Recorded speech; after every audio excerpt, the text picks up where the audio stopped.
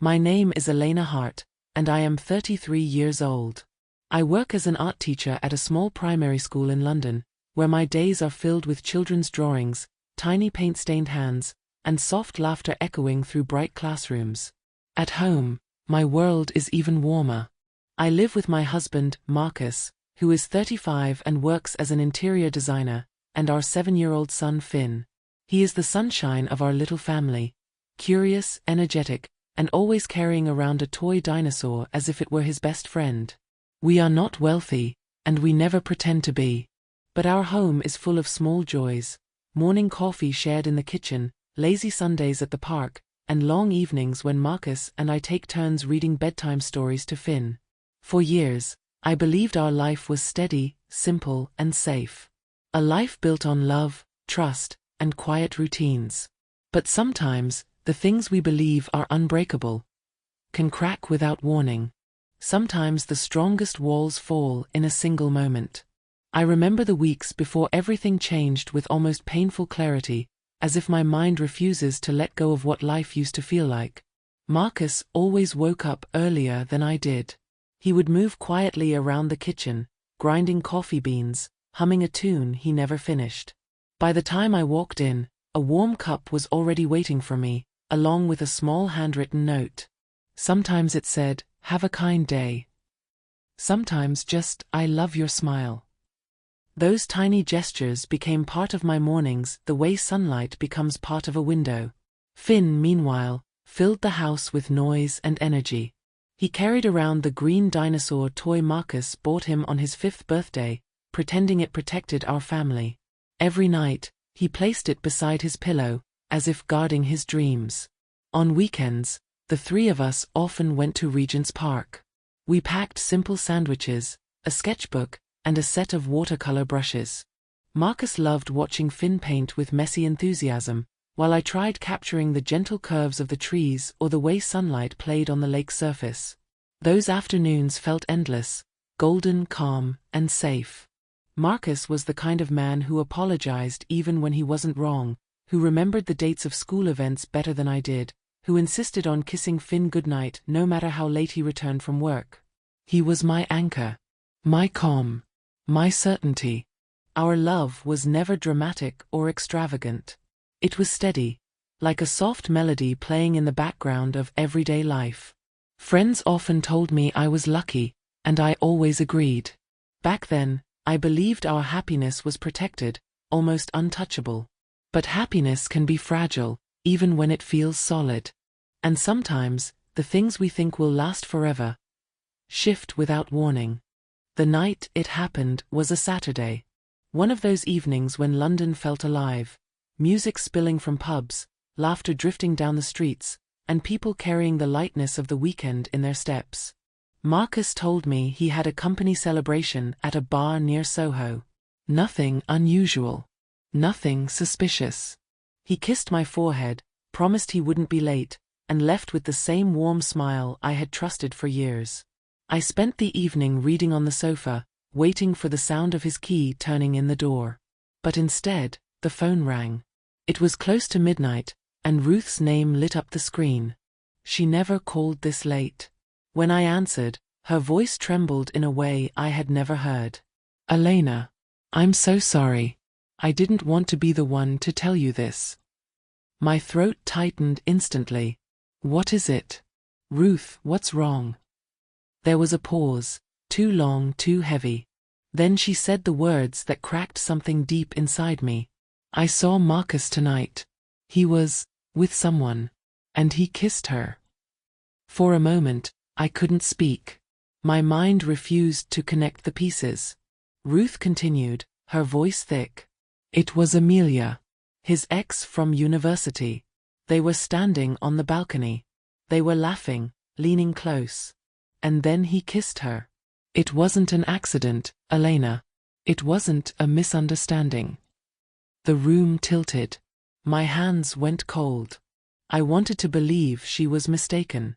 I wanted to believe Marcus would never. But Ruth was my closest friend. She knew what truth meant to me. She would never invent something that could destroy my family. After the call ended, I sat in silence, listening to the clock tick. Each second felt like a blade pressing deeper into my chest. I tried to distract myself. I tried to breathe. But a storm had formed inside me, fear, disbelief, humiliation, anger, all swirling without direction. When Marcus finally came home, the sound of the door opening stabbed into the silence. He smelled of alcohol. His shirt was wrinkled, his hair slightly disheveled. But what I noticed most was his eyes, red, tired, and avoiding mine. "Hey, love," he said softly, like nothing had happened. "Sorry, I'm late." I stared at him, searching his face for honesty, for guilt, for something familiar. But all I found was distance. Something between us had shifted. Something I couldn't yet describe but felt in the deepest part of myself. That was the first shock. The moment the ground beneath me cracked.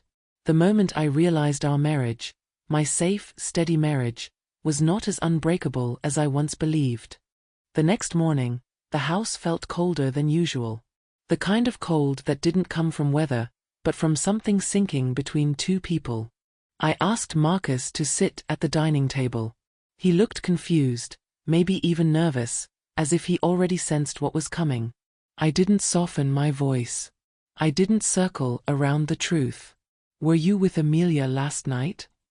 His shoulders stiffened. His eyes locked on his hands, trembling slightly. He didn't answer, not for 10 long seconds that felt like 10 years. Then he whispered, "Yes." I felt something inside me shatter quietly. "And did you kiss her?" I asked. This time, his breath shook. He closed his eyes, leaned back in his chair, and then nodded. I did. But I was drunk, Elena. I wasn't thinking straight. I didn't mean anything by it. The room spun. His excuses felt like sand slipping through my fingers. Nothing solid, nothing comforting. I stared at the man I trusted more than anyone in the world, and suddenly he looked like a stranger wearing Marcus's face. My voice broke when I asked, "Did you think about Finn? Did you think about our family? Or was I that easy to forget?" Marcus covered his face with his hands. Then the unexpected happened. He started crying. Harsh, shaking sobs I had never seen from him in all our years together. "Elena, I'm so sorry," he choked out. "I don't know why I did it. I hate myself for it. Please, please don't give up on us." But apologies, no matter how sincere, cannot glue together a heart cracked by betrayal. I felt numb, almost hollow. It wasn't anger that spoke next. It was pain. "You need to leave," I said. "We both need time. I can't breathe with you here." His head jerked up. "Please let me stay. Let me fix this. I'll do anything." But I had made up my mind. "You chose your path the moment you kissed her. Now you need to accept the consequences." Marcus stared at me like a drowning man watching the last lifeboat drift away. Still, he didn't argue further. Maybe he knew he had already destroyed something he couldn't repair overnight. By late afternoon, he packed a small bag. Rain started falling, tapping on the windows like quiet reminders of everything breaking apart. Finn stood in the hallway, clutching his dinosaur toy, confused and wide-eyed. "Daddy, where are you going?" he asked. Marcus knelt, kissed our son's forehead, and whispered something I couldn't hear. And as the door closed behind him, I felt my heart crack open for a second time. One half breaking for myself, the other for our little boy who didn't deserve any of this. Silence filled the house, heavy and suffocating. A house that once held laughter now held only the echo of everything we had lost. The days that followed felt strangely silent, as if someone had pressed a mute button on my life. I moved through each morning on instinct, packing Finn's lunch, dropping him at school, greeting my students with a smile that felt borrowed rather than real. My body continued functioning, but my mind seemed wrapped in fog, unable to settle on a single clear thought.